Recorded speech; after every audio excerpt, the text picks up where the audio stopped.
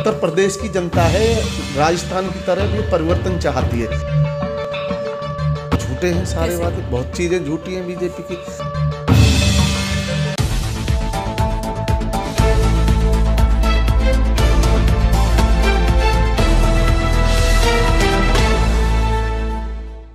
नमस्कार, आप देख रहे हैं इंडिया तक और मैं आपके साथ संजना चौरसिया। तो आज जुड़ चुके हैं हमारे साथ फिरे सिंह गुर्जर जी, जो कि हसनपुर 42 से बसपा के प्रत्याशी हैं। तो सर बहुत बहुत स्वागत करती हूं मैं आपका। जी नमस्कार। तो सर सबसे पहले मैं जानना चाहूँगी 2022 के चुनावों की रणनीति कि आखिर क्या खास होने वाला है सर बसपा में। बहुजन समाज पार्टी सर्जन सुखाय सर्जन हिताय पे काम करती है। हम लोग शिक्षा पे बात करते हैं, हम लोग स्वास्थ्य पे बात करते हैं, हम लोग बेरोजगारी पे बात करते हैं, हम लोग हिंदू मुस्लिम पे बात नहीं करते, कब्रिस्तान और शमशान पे बात नहीं करते। तो हिंदू मुस्लिम पे कौन बात कर रहा है? बीजेपी सरकार हमेशा सरकार सत्ता में ही तब आती है जब हिंदुस्तान, पाकिस्तान, मुसलमान, कब्रिस्तान और शमशान पे बात करती है। अच्छा, तो चलिए अभी जैसे कि आपने बोला कि धर्म की एटलीस्ट राजनीतिक चलाती है, तो जब उत्तर प्रदेश में बीजेपी आई थी तब वो सबका साथ और सबका विकास लेकर के आई थी, तो क्या ये झूठे हैं? झूठे हैं सारे वादे, बहुत चीज़ें झूठी हैं बीजेपी की। आपने देखा होगा बीजेपी ने तो जब सत्ता में आई थी 2014 में ले लो, 17 में ले लो, उन्होंने कहा था हम युवाओं को 2 करोड़ नौकरी साल की देंगे।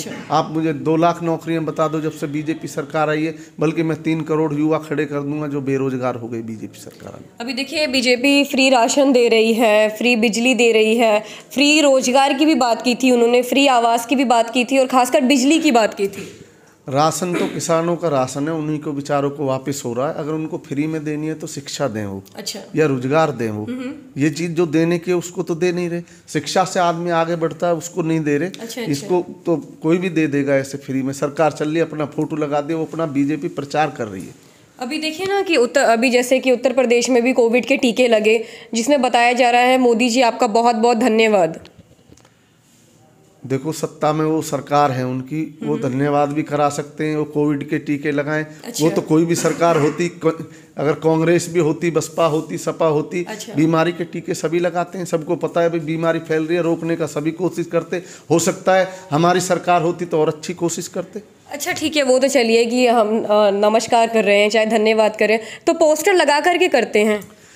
इनका काम है करो कम दिखाओ ज्यादा। अच्छा, बूम फैला दो, ये हो रहा है वो हो रहा है। अच्छा। अब आप देख रहे होगे दुनिया भर के ये रोज की रिवल काट रहे हैं, लेकिन काम तो कोई जमीन पे आप एक भी बता दो। अच्छा। कोई स्कूल बना हो, या हसनपुर की बात अगर कर लो, यहाँ पे एक हॉस्पिटल नहीं है जिसमें आदमी जो है अपना इलाज करा सके। यहाँ मौत की आप अगर देखोगे, मैं कहूँगा कल आप यहाँ घूमो, आपको पता लग जाएगा है मृत्यु दर ज़्यादा है, क्योंकि यहाँ आसपास अच्छे हॉस्पिटल नहीं है। यह तो मेरठ है या गाजियाबाद है या मुरादाबाद, आदमी इतने जाता है इतने उसकी मृत्यु हो जाती है। अच्छा, तो अभी हाल में अभी तो यहाँ के जो विधायक हैं 42 के महेंद्र सिंह खड़गवंशी हैं, तो उनके कार्य पर क्या बात करेंगे, क्योंकि आप भी उसी विधानसभा से लड़ रहे हैं जहाँ के वो अभी हैं।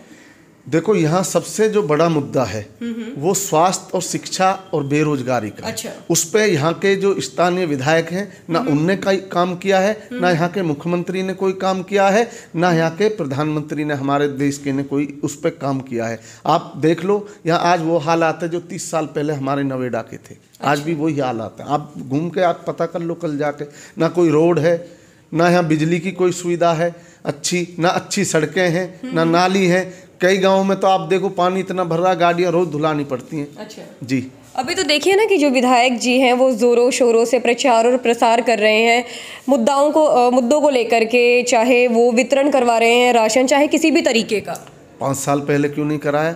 अभी चुनाव में 1.5 महीना रह गए, अभी क्यों करा रहे हैं? 5 साल भी तो उनके पास 12 पंजे 60 58 महीने बीत गए चुनाव के। अच्छा। अब 1-1.5 महीने में सारी चीजें कर रहे हैं। अभी सारे नारियल फोड़े जाएंगे। अच्छा। 5 साल में फोड़ते इन नारियलों को जो आज वो कर रहे हैं, 5 साल से करते तो आज ये इतना प्रचार उसकी जरूरत ही नहीं पड़ती, उनको अपने आप चुनाव जीत जाते। अच्छा, जिन मुद्दों की आप बात कर रहे हैं स्वास्थ्य और शिक्षा की, अगर आपकी सरकार आती है तो क्या ये सारे जिन वादों को लेकर के आप लोग आ रहे हैं उसे पूरा होगा या नहीं? हमने तो किए हैं पूरे। अच्छा। आप गौतम बुद्ध नगर में जाके देख लो, बहन जी ने 7 मेडिकल कॉलेज बनवाए। अच्छा। 7 बालक इंटर कॉलेज बनवाए। 3-3 4-4 बड़े मल्टीप्लेक्स हॉस्पिटल हैं, आप जाके देख सकते हो नोएडा में। अच्छा। हमारी कथनी और करनी में फर्क है।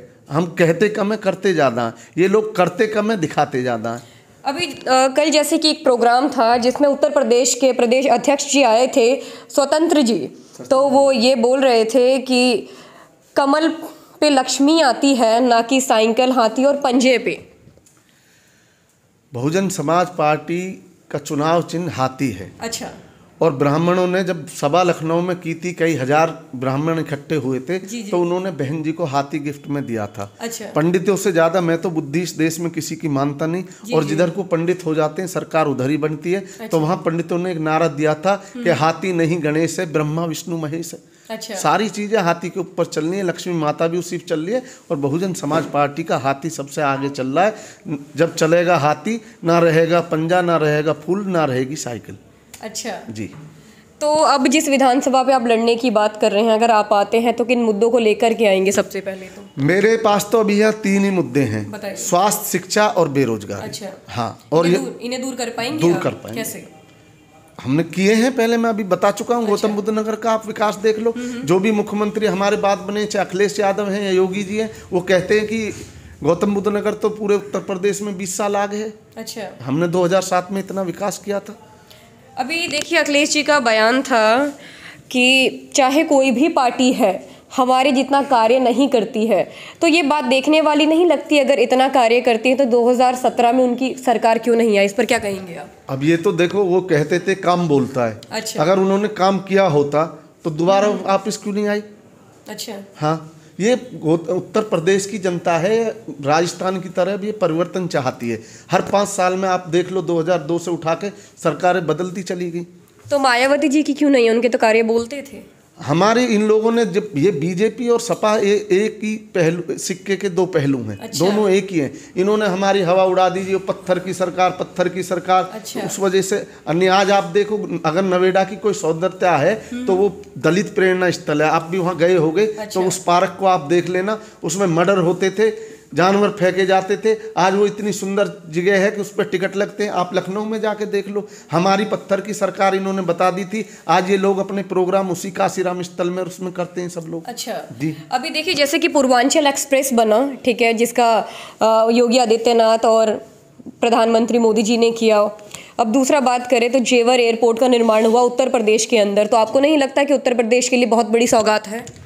जेवर एयरपोर्ट को जब 2007 में बहन जी की सरकार आई थी, उसी टाइम उसका प्रस्ताव पास हो गया था। अच्छा। क्योंकि कांग्रेस की सरकार सत्ता में थी, उन्होंने वो प्रस्ताव बहन जी के उसमें पास नहीं होने दिया।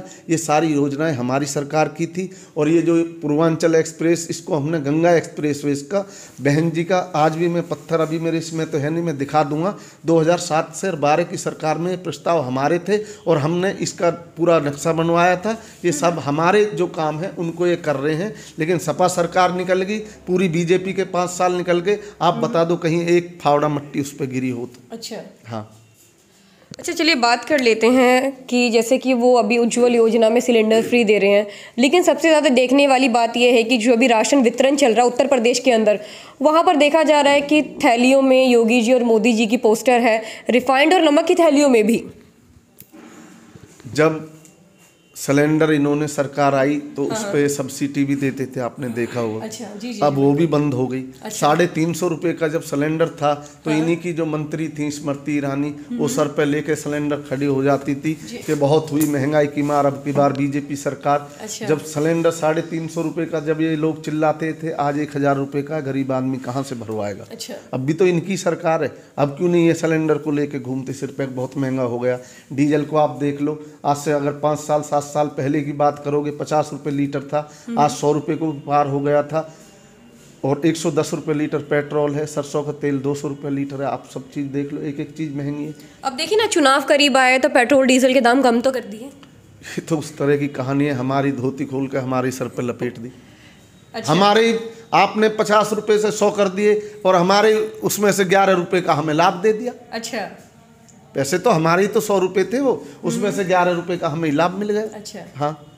तो अभी जिस तरीके की सरकार की अब बात करें तो क्या लगता है कि उत्तर प्रदेश के अंदर होनी चाहिए या नहीं? देखो, परिवर्तन की लहर है और परिवर्तन की लहर चल चुकी है। अच्छा। बहुत हुई महंगाई की बार, अब की बार बहुजन समाज पार्टी की सरकार बनने जा रही है। तो मतलब ये पूरा आप दावा लेकर के चल रहे हैं? दावा लेके चल रहे हैं। आप अगर आप सरकारों के हिसाब से देख लो तो तब भी हमारा ही नंबर आ रहा, तीसरा। अच्छा। हाँ, तीसरे पर पिछली दफा आप ही थे। तो पक्का आएगी इस बार सरकार? 100% हमारी सरकार बन रही है। तो बीजेपी का क्या होगा फिर? बीजेपी का वही होगा जो पहले हुआ था, अब के 15 साल में आई थी, अब के 45 में आएगी वापस। अच्छा, एक बात बताइए, देखने वाली बात है, चाहे वो कांग्रेस रही, चाहे बहुजन, चाहे समाजवादी पार्टी, जब महंगाई होती थी तब बीजेपी हाय हाय करती थी। अब वही बीजेपी ने पेट्रोल महंगा कर दिया है, तो अब कोई क्यों नहीं बोलता? बोल दोगे तो उनके पास 2 मंत्र हैं। कौन से? CBI और उसको सबके पीछे लगा देंगे, इसलिए कोई बोलता ही नहीं। मतलब अभी जैसे कि समाजवादी पार्टी के कार्यकर्ताओं पर लगाए थे जो 4 थे, ऐसे ही लगा देते हैं, सब पे लगाते थे। तुमने देखा होगा अभी उन पे जया बच्चन जी के पीछे लगा दिए, ऐश्वर्या राय के पीछे लगा दिए। मैं बोलूँगा ज़्यादा तो मेरे भी लगा देंगे, इसलिए मुझे भी कम ही बुलवाओ।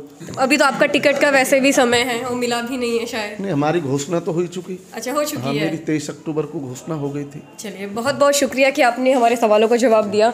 तो देखा कि जिस तरीके से इन्होंने बताया कि उत्तर प्रदेश में जो हालात हैं बीजेपी को लेकर के, शायद ही पार्टी आ पाए, लेकिन देखने वाली ये बात है क्योंकि अभी समय बहुत है और देखना यह है कि आखिर किसकी सरकार आती है। तो इन्हीं सारी मुद्दों को लेकर के जुड़े रहे हमारे साथ। नमस्कार।